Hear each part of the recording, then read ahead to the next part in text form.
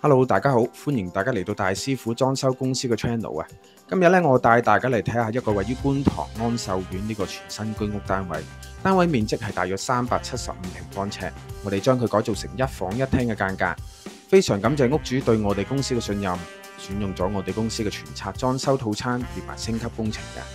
今次呢個單位工程項目咧係包括有新鋪客廳同埋房間嘅地磚，更換廚房廁所嘅牆磚同埋地磚。新安裝房門、廚房門、廁所門，新安裝2張睡床同埋衣櫃，仲有櫥櫃、浴室櫃、鏡櫃、玻璃玉屏，廚房、廁所假天花連埋 LED 筒燈，全屋水電油漆連清潔費，連工包料合共228800蚊。我哋係絕無其他附加收費，以成為本。廚房門我哋安裝咗呢組全透明嘅趟接門呢，而呢個廚房採用咗上下櫥櫃嘅設計。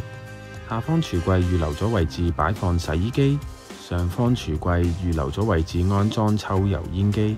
工作台面呢，我哋安裝咗石英石。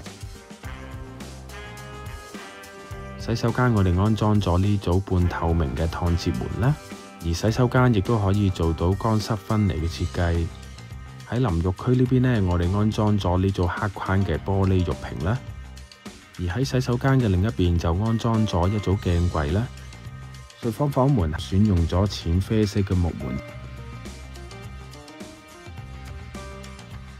睡房近窗門嘅位置，我哋分別訂做咗一組地台床啦。睡房近門口嘅位置就有呢組到頂式嘅大衣櫃啦，而跟住衣櫃嘅側邊呢，就有一組書櫃連書台。第二間嘅睡房間隔可以足夠擺1張雙人床同埋一個衣櫃㗎。而另外單位嘅牆身我哋採用咗白色嘅油漆做主色啦，而單位嘅地磚主要係鋪砌咗呢款淺灰色嘅光面地磚㗎。